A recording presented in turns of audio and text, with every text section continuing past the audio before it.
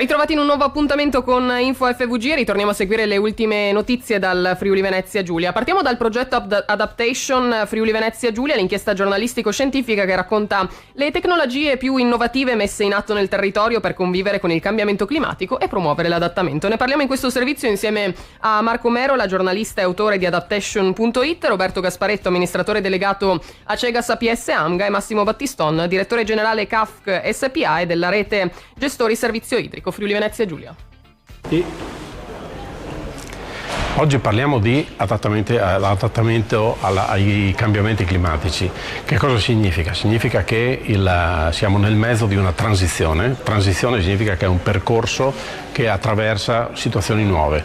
Le situazioni nuove sono quelle originate dai cambiamenti climatici che generano sollecitazioni sulle infrastrutture diverse da quelle che abitualmente erano previste, soprattutto diverse dalle sollecitazioni sulla base delle quali erano progettate le infrastrutture. Quindi le nostre infrastrutture, e parlo di reti idriche, reti elettriche, reti del gas, hanno bisogno di essere adattate a questo nuovo sistema di sollecitazioni. Che cosa facciamo? Facciamo interventi sulle infrastrutture, ne cito alcuni. Stiamo rendendo intelligente la rete elettrica della città di Trieste per fare in modo che progressivamente i consumi elettrici che sono in aumento vengano alimentati con continuità.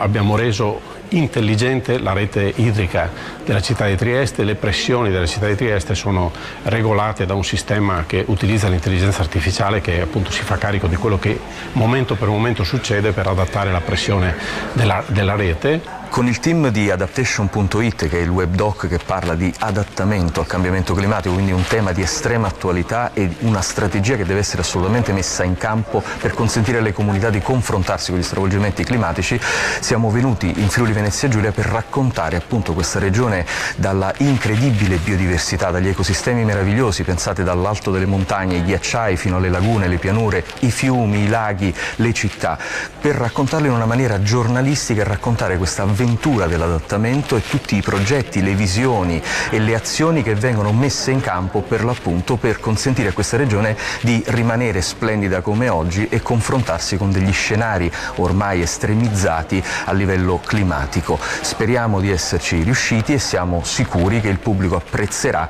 questa nuova immagine che daremo di questa regione. La rete Smart Water Management del Friuli Venezia Giulia e la società CAFC hanno dato un contributo fondamentale a questo progetto, raccontando come con la rete abbiamo avviato due importantissimi progetti, uno per la riduzione delle perdite idriche finanziato dal PNRR con 37 milioni e uno per la riduzione dei fanghi da depurazioni, concentrando tutto in un impianto a San Giorgio di Nogaro denominato Hub Fanghi. La società CAFC parallelamente ha avviato due importanti progetti, uno per il recupero del materiale dalla depurazione, valorizzando le sabbie raccolte nei depuratori, creando una materia prima seconda, e attivando con Consorzio Boschi Carnici una compensazione dei crediti di carbonio per ridurre la nostra impronta di carbonio nei prossimi anni. Sul sito quindi adaptation.it trovate tutte le informazioni e anche direttamente il video e alcuni approfondimenti. Passiamo invece a Monfalcone, dove sono state presentate le nuove terme romane di Monfalcone verso la riapertura dell'area sanitaria in primavera, mentre da settembre partiranno anche i lavori dell'area wellness. Ci racconta di più il sindaco di Monfalcone, Anna Maria Cisint. Abbiamo presentato oggi i lavori di riqualificazione dell'impianto delle terme sanitarie che, grazie al milione che la Regione ha stanziato a settembre, partiranno entro breve. Un impianto molto importante perché l'acqua termale, la vera acqua termale che c'è a Monfalcone, consentirà a breve sia di ripartire con il lavoro, tra virgolette, il livello occupazionale presente all'interno delle terme, sia anche di dare il servizio ai cittadini non solo di Monfalcone. Quindi un impianto molto importante, perché quello che abbiamo ereditato probabilmente era stato fatto senza tener conto di questa caratteristica dell'acqua termale, quindi rapidamente era diventato un impianto inutilizzabile. Noi oggi abbiamo detto lo dividiamo in due parti, così da marzo sarà possibile, alla fine di marzo sarà possibile incominciare di nuovo a riutilizzare e riaprire le terme sanitarie. Nel contempo abbiamo anche raccontato che sono partite determinate indagini che consentiranno per l'impianto wellness, parliamo di un impianto di 6.550.000 che abbinato a quello vicino che è sanitario darà una risposta veramente di grande rilievo a tutti quelli che vorranno utilizzare quest'acqua meravigliosa. L'impianto wellness è in partenza perché abbiamo ricevuto il parere della soprintendenza, stiamo facendo alcune indagini per verificare che sotto non ci siano realtà nascoste, ma subito dopo con un appalto integrato riusciremo a ottenere sia l'azienda che poi produrrà la realizzazione di questo wellness in cui ci sarà una piscina ovviamente termale, l'idromassaggio, i percorsi anche di salute e benessere che siamo abituati a trovare e anche una piscina esterna. Dicevo, con l'appalto integrato partirà sia la fase esecutiva che realizzativa. Contiamo verso la fine di settembre di essere sui lavori incominciati.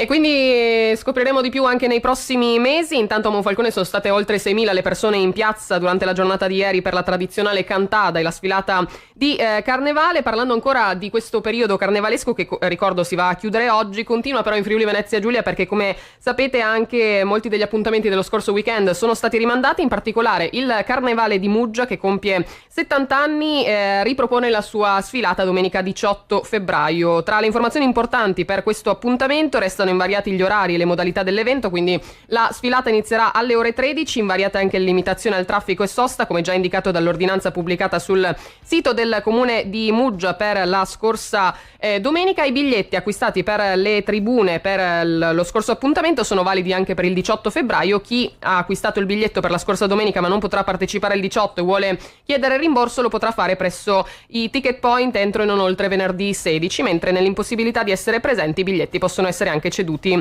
ad altre persone. Per chi non può effettuare l'acquisto online sarà possibile acquistare i biglietti per le tribune anche domenica 18 febbraio al mattino direttamente sul posto in Piazza della Repubblica. Allora godetevi anche questa coda di Carnevale. Noi invece parleremo anche nella nostra mattinata di San Valentino con tante curiosità dal Friuli Venezia Giulia e non solo, con tante belle canzoni anche da far battere il cuore, e ci risentiamo tra poco qui su Radio.0.